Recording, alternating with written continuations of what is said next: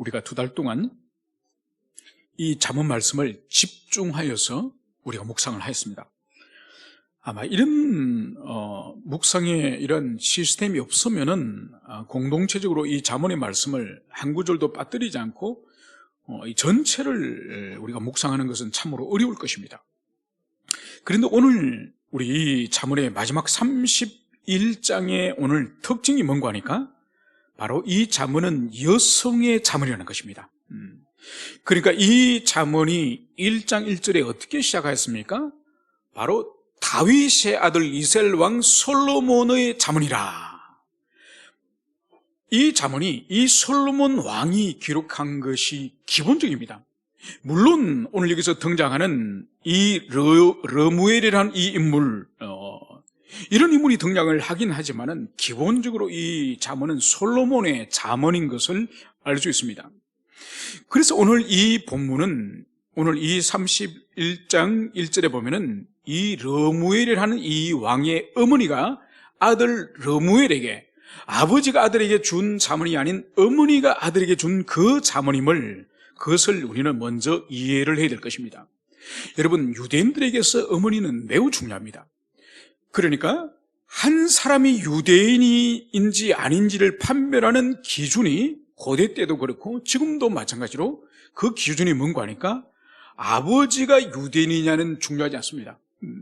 아버지가 유대인이냐 보다 어머니가 유대인이냐. 어머니가 유대인이면 유대인이에요. 그래서 오늘 이 르무엘이 도대체 누구냐? 여러분, 이스라엘 백성들의 열왕기 상하 그리고 역대기 어디를 찾아보더라도 북이스라엘이나 남유다에 이 르무엘이라 이름을 가진 왕은 없습니다. 그리고 주변에 아람이라든지 블레셋이라든지 모압이나 암몬의 역사에도 보면 이 르무엘이라 이름을 가진 왕은 없는 거예요. 그래서 도대체 누구냐? 그래서 학자들은 이렇게 추론을 합니다. 이 르무엘이 이 솔로몬의 다른 이름으로 보는 거죠. 그러니까 솔로몬의 이름이 몇 개가 있지 않습니까? 여디디아. 그리고 처음에 그의 이름이 여디디아로 부르지 않습니까? 하나님의 사랑을 받은 자. 그것처럼 이 르무엘이라는 이 이름 또한 하나님의 소유, 하나님의 것. 그래서 이 르무엘이라는 것은 다른 사람이 불렀다기보다는 이 르무엘 왕의 어머니가 아들을 부르는, 애칭으로서 부르는 그런 이름이라고 추론을 하는 거죠. 여러분, 여러분도 어릴 때에 특별히 주변의 가족들, 또 여러분의 어머니가 여러분을 부르는 그런 특별한 호칭이 없었습니까? 우리 형제는 있습니까? 있습니까? 똥강하지 말고 쿠스노끼. 어머니가 쿠스노끼를 부르지 않았습니까? 그러니까 가정마다 어릴 때 그 사랑스러운 아이에게 이름 말고 별명이라든지 애칭을 불러주는 것이 있습니다. 아마 이 르무엘이 이 솔로몬 왕을 어머니가 불렀을 그 가능성이 아주 높다는 거죠. 그래서 오늘 우리가 읽은 이 말씀은 이제 전반부에는 이 어머니가 르무엘에게 2가지 당부를 합니다. 그 2가지 당부가 뭔가 하니까 내 힘을 여자들에게 쏟지를 말라. 이것이 첫 번째고, 두 번째로는 포도주나 독주를 가까이 하지 마라. 그러니까 술을 마시지 말라. 이것을 어머니가 이 아들에게 당부를 하는 거죠. 그것을 볼 때에 이 르무엘 왕이 그 당시에 술과 여자로서 매우 방탕한 삶을 살았다는 것을 우리가 추론해 볼 수 있는 거죠. 우리가 알다시피 솔로몬의 인생이 이제 말년으로 갈수록 그의 삶이 방탕해지지 않았습니까? 그래서 이방의 많은 여인들을 이제 왕비로 후궁으로 맞아들여서 그들의 우상과 그들의 종교까지도 수입해가지고 예루살렘이 완전 난장판이 되고 하나님의 성전이 완전 이방의 우상들로 그렇게 치장을 하지 않았습니까? 그때 영적으로 침체 가운데 있을 때에 아마 이 르무엘의 어머니가 아들을 향해서 간절한 이 당부, 이 교훈을 한 것이 바로 이 31장의 앞부분에 있는 그 말씀이라고 여겨집니다. 오늘 그 부분을 우리가 살펴보지 않고 뒷부분에 있는 이 10절 이후를 우리가 살펴보도록 하겠습니다. 오늘 10절에서는 누가 현숙한 여인을 찾아 얻겠느냐, 그의 값은 진주보다 더하니라, 이렇게 오늘 말씀을 하고 있습니다. 오늘 이 지혜자는 누가 현숙한 여인을 찾아 얻겠느냐, 그의 값은 진주보다 더하니라. 여러분, 여기서 이 지혜자가 이 현숙한 여인을 찾아 얻는 것이 지금 쉽다는 일입니까? 어렵다는 일입니까? 매우 어렵다는 거죠. 매우 어렵고, 이 현숙한 여인은 얼마나 그 여인의 이 값어치, 그 여인의 이 존귀함이 얼마나 귀하든지 바로 진주보다 더 귀하니라. 그러니까 고대 이 팔레스타인 지방에서 이 진주가 얼마나 귀했습니까? 그래서 예수님께서도 예화를 들 때도 진주 비유를 드셨지 않습니까? 그래서 진주 장수가 어느 사람이 진주를 그리하는데 자신이 가지고 있는 진주를 모두 팔아서 살만한 정말 귀중한 진주를 본 거죠. 그래서 그 하나의 진주를 구하기 위해서 자신이 가지고 있는 모든 재산을 다 소비하여서 그 진주를 산 비유를 주님이 친히 예화로 말씀하십니다. 그것처럼 이 팔레스타인에서 이 진주는 아주 귀한 것이죠. 그래서 그 귀한 보물 진주보다도 이 현숙한 여인이 더 귀하다, 이것을 여기서 말씀을 하고 있는 거죠. 여러분, 그런데 이 히브리어로 이 하일, 우리 성경이 지금 현숙한 여인, 현숙이라고 지금 번역을 하고 있습니다. 여러분, 우리 요즘 애기 낳으면 현숙이라고 이름 잘 안 짓죠? 저희 때만 하더라도 현숙이라는 이름을 가진 사람이 한 반에도 서너 명이 됩니다. 그래서 선생님이 현숙아 이렇게 부르면 여기저기서 예예 이러면서, 그러면서 너 현숙이 말고 김현숙이, 이현숙이 이렇게 이제 성을 붙이면서 그 정도로 현숙이라는 이름이 흔했습니다. 그런데 여러분, 우리 사회에서 사용되어지는 현숙한 여인이라고 한다면 어떤 이미지가 떠오릅니까? 현숙한 여인? 보통 현숙한 여인이라면 일단 성품이 착합니다. 성품이 착하고, 그리고 많이 설치거나 나대지를 않아요. 좀 소극적이고 수줍음이 많습니다. 수줍이 많고 착하고, 그리고 뭔가를 이렇게 리더하기보다는, 앞장서서 리더하기보다는 좀 소극적인 그런 성품을 가진 것을 우리가 좀 여성이 현숙하다, 그렇게 이해를 하는 거죠. 그런데 여기서 우리 한글로 현숙을 이 히브리어 하일을 번역을 했는데, 이 하일이라는 뜻이 우리가 가지고 있는 그런 현숙의 의미가 아니에요. 이 하일이라는 이 의미는 뭔가 하니까 이것은 유능하고 강하고 능력 있는 그런 뜻이에요. 그래서 이후에 살펴보겠지만은 이 현숙한 여인이 지금 이후에 어떤 삶을 사는지를 볼 때에 우리가 가지고 있는 고정관념으로서 그 현숙에 전혀 그런 의미가 아니에요. 그래서 오늘 이 현숙한 여인은 먼저 우리가 강하고 유능하고 탁월한 그런 여성인 것을 우리가 먼저 이해를 하고 이제 넘어가도록 하겠습니다. 바로 그런 자의 남편의 마음은 바로 현숙한 여인을 말하는 거죠. 성경이 말하는 이 현숙한 여인의 남편의 마음은 그를 믿나니. 여러분, 여기서 그를 믿는다는 것은 뭔가 하니까 그 현숙한 여인, 그 아내를 온전히 신뢰한다는 거예요. 의심을 하거나 아니면은 반신반의하는 것이 아니라 온전히 그 인격을 신뢰하고, 그가 무슨 일을 하고 무슨 말을 하더라도 온전히 신뢰하는 그런 부부의 관계인 그것을 먼저 여기서 말씀을 하고 있습니다. 여러분, 그래서 현숙한 여인의 본질은 뭔가 하니까 가장 첫 출발은 남편으로부터 신뢰와 남편으로부터 온전히 위임할 수 있는 그런 인격과 그런 관계라는 이것을 우리가 염두에 둡니다. 단순히 그 여인이 능력이 있고 탁월한 어떤 재능이 있고 강한 힘이 있는 그것을 말하는 것이 아니라, 그것은 전제가 될 뿐만 아니라 남편이 신뢰하고 남편이 믿을 수 있는 이미 부부의 관계가 깊은 신뢰관계, 의존의 관계 가운데 있는 그런 여인을 오늘 여기서 말씀을 하는 거죠.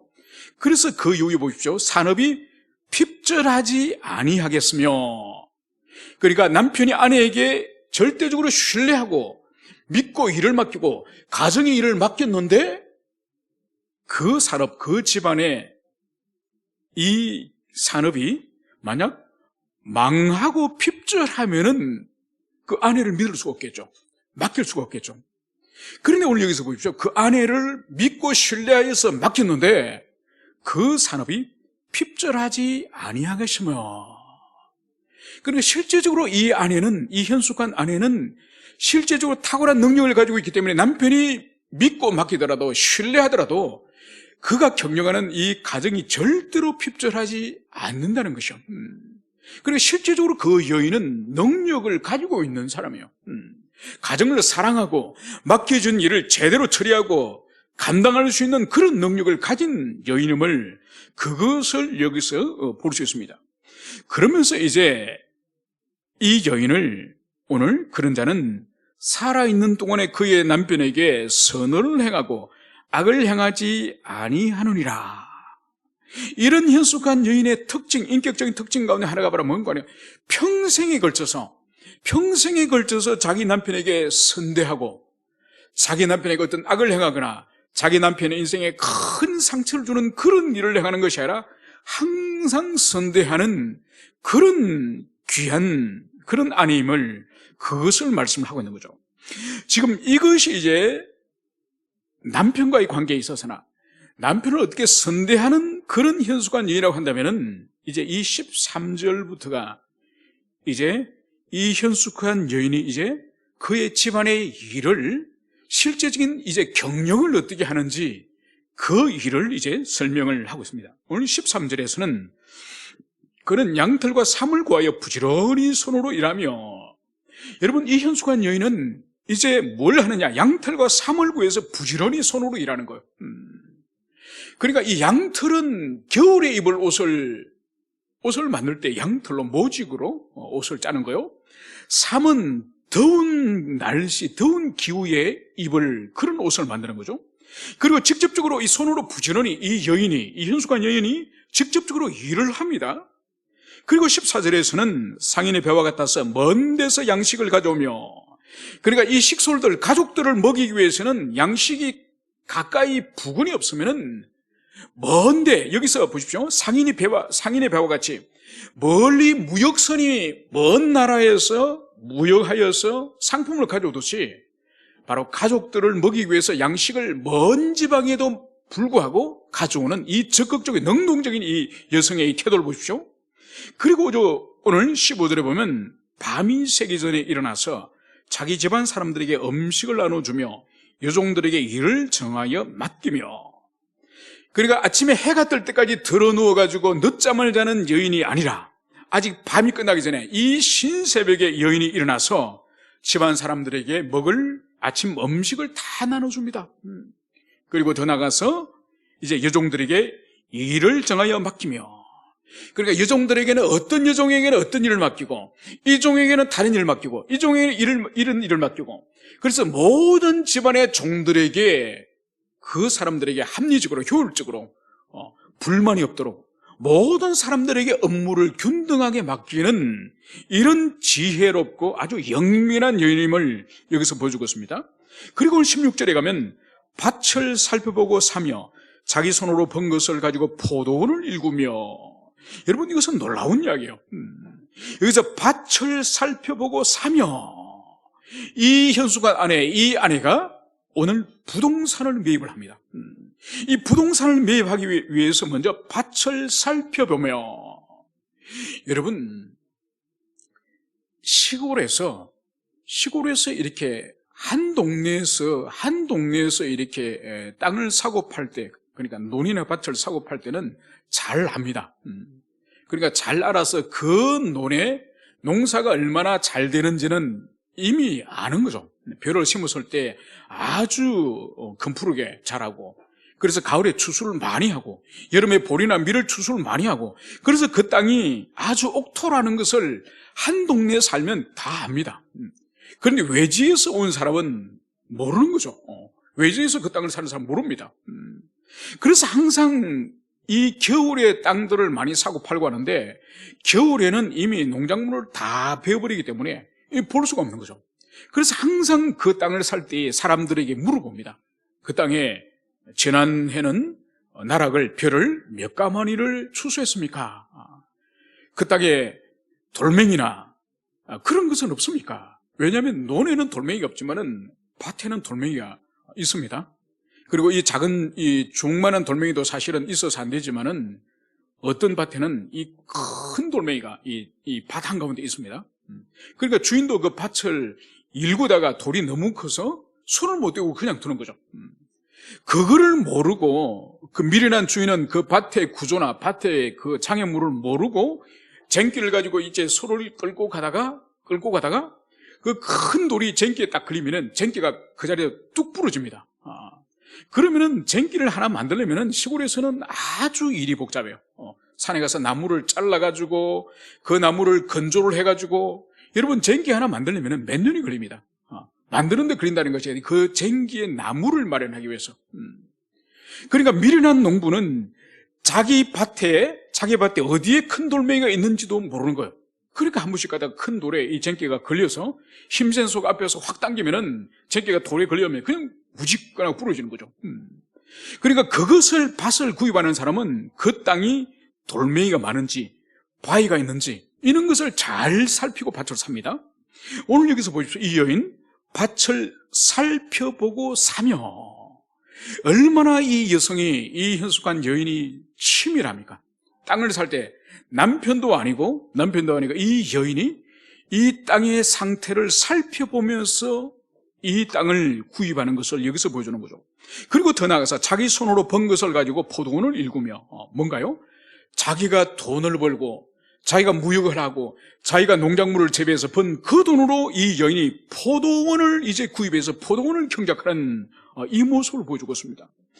여러분 여기서 우리가 일관되게 보여주고 있는 것은 이 현숙한 여인이라고 말하는 이 히브리어 하일, 이 유능한, 이 탁월한, 이 강한 이 여인의 합당한 모습을 여기서 보여주고 있습니다.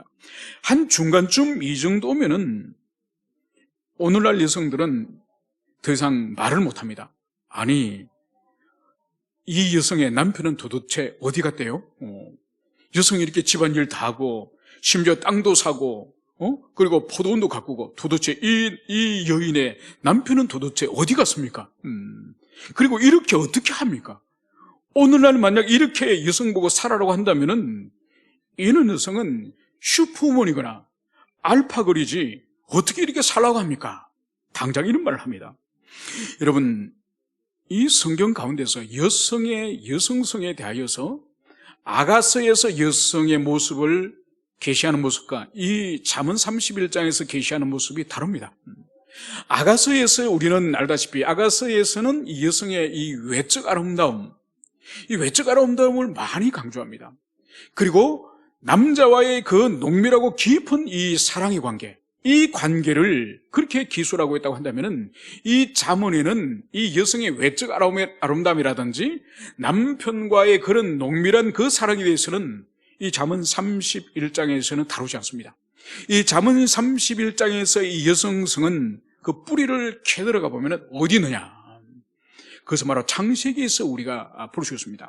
여러분, 창세기에서 하나님께서 사람을 지으시고 나서 사람에게 두 가지 계명을 두 가지 언약을 하나님이 주시죠. 그것이 바로 뭔가니까 창세기 2장 17절에서 선악과를 향해서 주님께서 아담과 언약을 체결하지 않습니까? 그래서 그 선악과의 그 명령을 종교 명령이라고 합니다. 종교 명령. 그래서 선악과를 바라볼 때마다 너는 피조물에 불과하고 그렇지만 너는 하나님의 형상이고 그래서 하나님과 항상 교통하며 인격적 교제 가운데서 너는 복을 누리라. 그래서 항상 피조물됨에 대해서 만족하고 그럼에도 불구하고 하나님의 형상으로 지음에 대해서 감사하고 그래서 항상 하나님과 사귐이 있고 교제가 있는 그 자리를 지키는 것이 너에게 복이다. 이것이 하나님이 창세기 2장 17절에서 주신 종교명령. 그래서 그 종교명령을 지키는 것을 주님이 주셨고 두 번째는 뭔가 하니까 창세기 1장 28절이죠. 1장 28절에서 하나님께서 생육하고 번성하라. 이 말씀과 함께 그러고 나서는 땅을 정복하라. 그리고 하늘의 새와 바다의 물고기와 땅에 기는 모든 짐승들을 다스리라. 이 말씀을 주셨죠. 그래서 이 한 구절의 이 말씀을 우리는 문화명령, 주님이 지으신 이 창조 세계에 대해서 우리 인간이 어떻게 참여하고 어떻게 주님을 대신하여서 이 창조 세계를 섬겨할지 주님께서 문화명령을 주셨죠. 이 문화명령 가운데서 땅을 정복하라.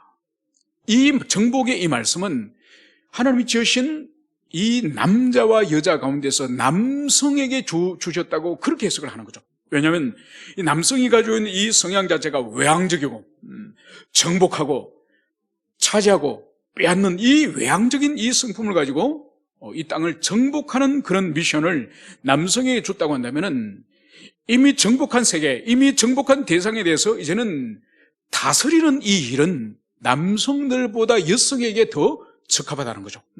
그래서 이 다스리는 사역에 대해서는 하나님께서 여성들에게 맡겨주셨다고 그렇게 해석을 하는 거죠.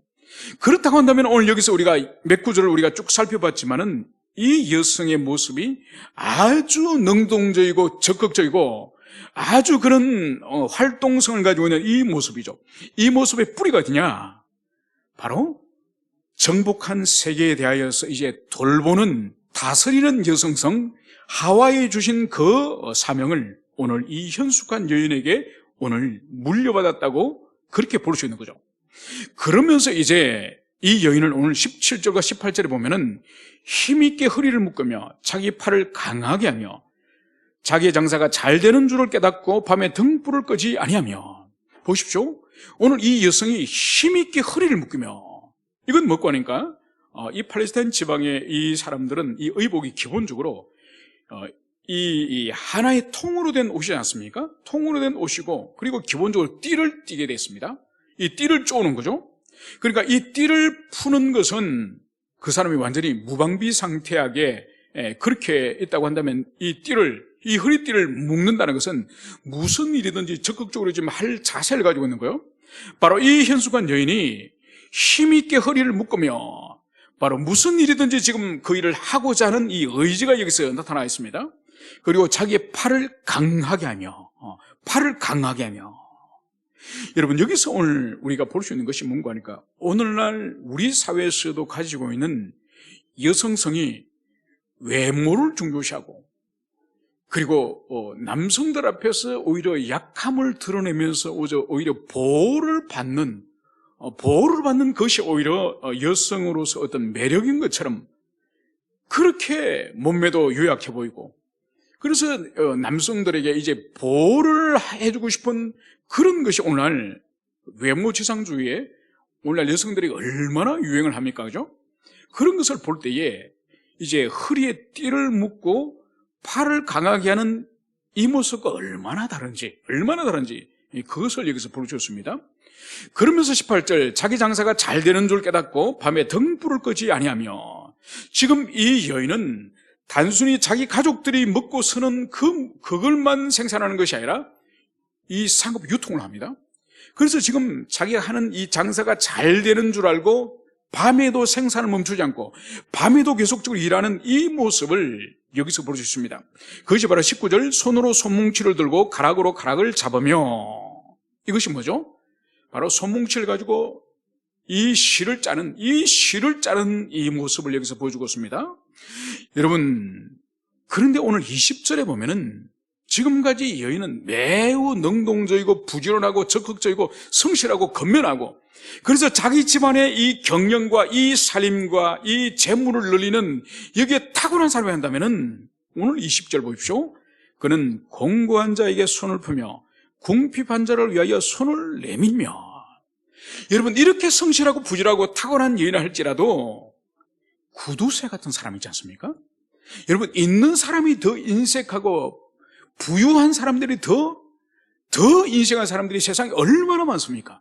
그런데 이 여인은 그렇게 재물을 모으고 집안을 경영하고 많은 이윤을 얻지만은 오늘 그는 공고한 자에게 손을 펴며 궁핍한 자를 위하여 손을 내밀며, 가난한 자를 위해서도 기꺼이 구제하고 기꺼이 섬길 수 있는 이런 이웃의 사랑에 대한 이 가슴이, 이 심령을 가지고 있는 아주 따뜻한 인격을 가지고 있는 이런 사람인 것을 여기서 보여주고 있습니다. 그리고 21절, 자기 집 사람들은 다 홍색 옷을 입었으므로 눈이 와도 그는 자기 집 사람을 위하여 염려하지 아니하며.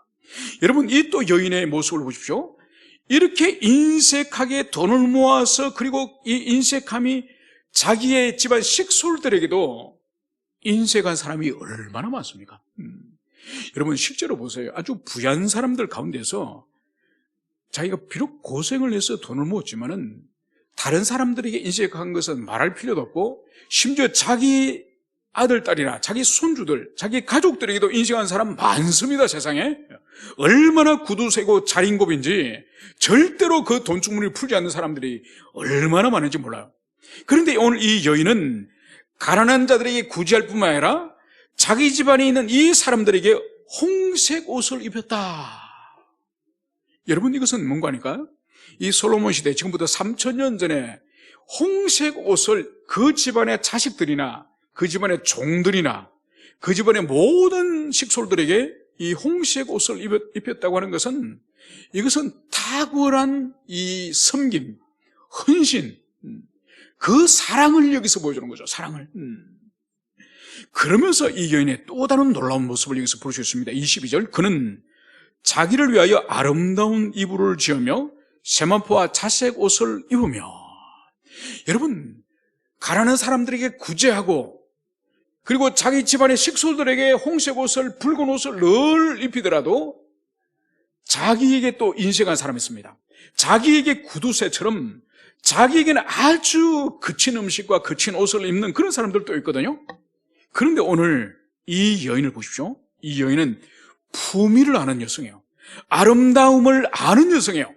그래서 자기 자신을 위해서도 쓸 수 있는, 자기 자신을 위해서도 아름다운 이불을 짓고 세마포 옷과 이 여인도 자색 옷, 붉은 옷을 입을 줄 아는 이 세련과 이 품위와 이 아름다움을 겸비한 그런 여인이에요.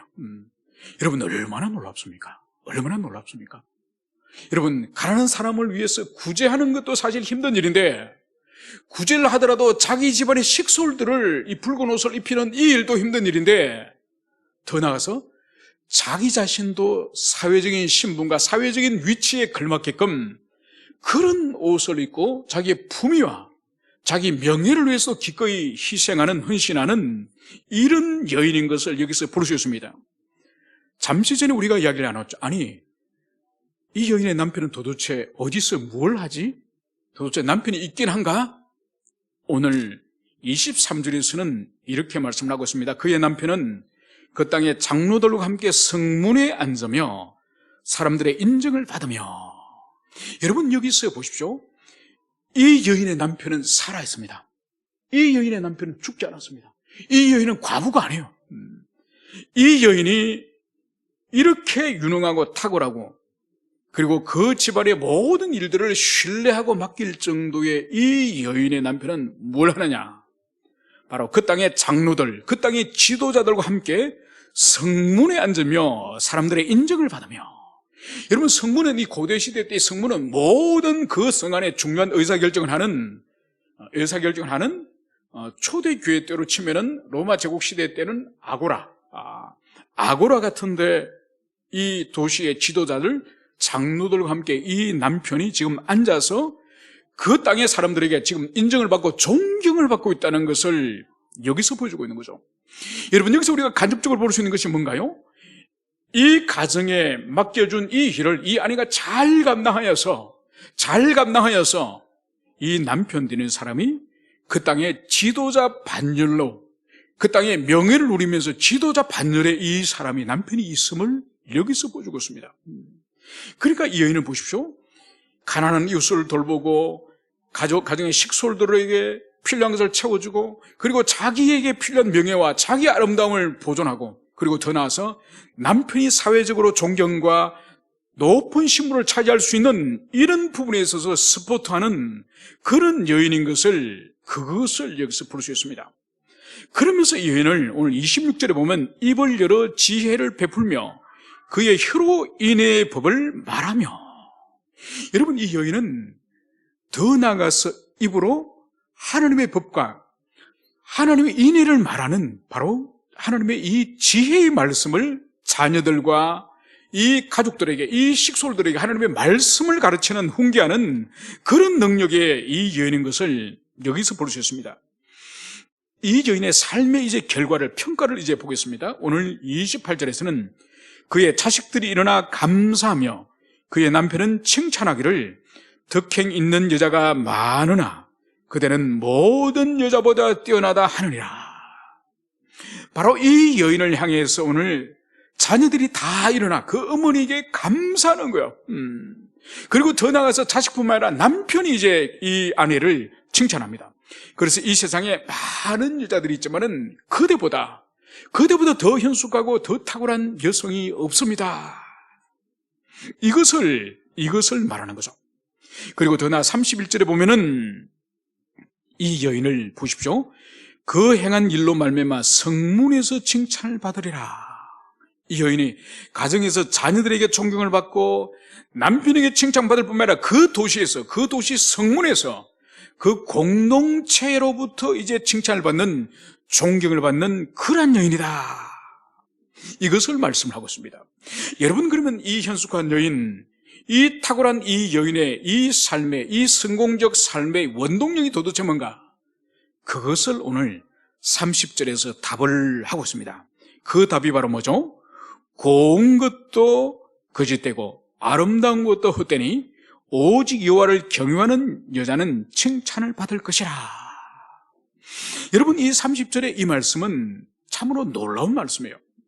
여러분, 오늘날도 여성들이 그토록 사모하고 그토록 소원하는 것이 바로 뭐죠? 곱기를 원하고 아름답기를 원하지 않습니까? 여러분, 그래서 우스갯소리로 남자들이 그 여자가 아무리 인격적으로 허물이 있고 또 여러 가지 성품적으로 그런 잘못이 있다 할지라도 외모가 미모이면 모든 것을 용서한다는 그런 우스갯소리가 있지 않습니까? 예쁘기만 하면 모든 것이 그 여성에는 용서가 된다는, 여러분, 이게 이제 오늘날 외모지상주의죠. 그래서 오늘날도 여성들이 더 젊음을 소유하고 더 피부의 젊음을 소유하고 더 피부의 그 광택을 가지려고 얼마나 성형을 하고 약물을 먹고 약물을 주사하고 얼마나 그 짓을, 얼마나 많은 돈을 들이면서 합니까? 그죠? 그런데 오늘 성경은 고운 것도 거짓되고 아름다운 것도 헛되니. 여러분, 여기서 거짓된다는 이 의미가 무슨 말인지 아십니까?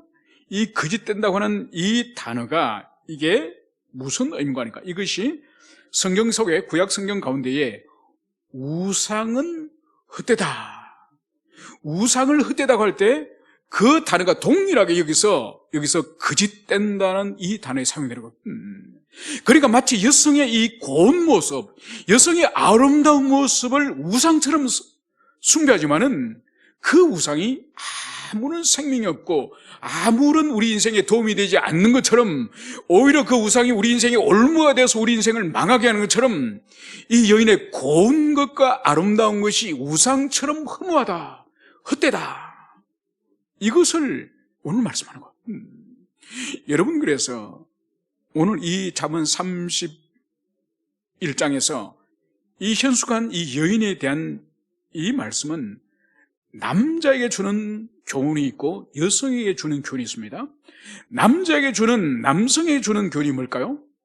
바로 가정을 가지고 이제 결혼을 하려고 하는 청년들에게는 정말 이 여기에 등장하는 이러한 여성성을 사모해야 되는 것, 이런 여성을 만나서 가정을 이루고 이런 여성을 아내로 맞이하고 이런 여성과의 이 결합을 그걸 간절히 사모하도록 남성들에게 주는 겁니다. 여성에게는 어떤 교훈을 줄까요? 바로 오늘 여기 등장하는 것처럼 고운 것도 헛되고 아름다운 것도 헛되니 바로 무엇을 추구하라고요? 여호와를 경외하는 여자는 칭찬을 받을 것이라. 그래서 이 최고의 복, 여성에게 주어진 최고의 그 복은 하나님을 경외하는 자다. 여러분, 이 잠언을 처음 시작할 때 1장 7절에서 여러분 기억하십니까? 여호와를 경외하는 것이 지식의 근본이라. 여러분, 잠언을 시작할 때 여호와를 경외하는 것이 지식의 근본이라고 시작했다고 한다면 오늘 이 잠언을 끝내는 이 장면에 바로 고운 것도 거짓되고 아름다운 것도 헛되니 오직 여호와를 경외하는 여자는 칭찬을 받을 것이요. 그래서 출발도 여호와를 경외함, 그리고 잠언을 끝내는 자리에서도 여호와를 경외함, 여러분, 이것을 말씀을 하고 있는 것입니다. 그래서 남자나 여자나 모든 그리스도 안에 있는 자들 가운데에 최고의 하나님 앞에 사랑과 은총을 입는 최고의 복은 바로 하나님을 경외하는 그런 삶의 자세, 그런 삶의 자세를 가질 때에 여성도 오늘 여기서 등장하고 있는 이 모든 모든 복을 하나님이 주심을, 그것을 우리는 가슴에 새기게 될 것입니다. 그래서 여기에 등장하는 이 모든 이 여성의 이 삶의 이 열매들, 이 결과물들, 이 성과물들, 이 원동력은 그 여성의 어떤 무슨 이성의 능력이나 아니면 의지의 강함이나 이런 것이 아니에요. 그 사람의 자연적인 성품에 있는 것이 아니에요. 여호와를 경외함으로 말미암은, 그래서 하나님의 복 주심으로 말미암은 이 모든 인생의 이 성과라는 것을, 그것을 가슴에 새기시기를 축원합니다. 그래서 우리가 남성이든지 여성이든지 우리가 하나님을 경외하는 그 복보다 이 세상에 우리가 더 큰 복이 없다는 것을 우리가 가슴에 깊이 새기며 하나님을 경외하고 사랑하는 우리 모든 지체 되기를 축원합니다. 함께 기도하시겠습니다.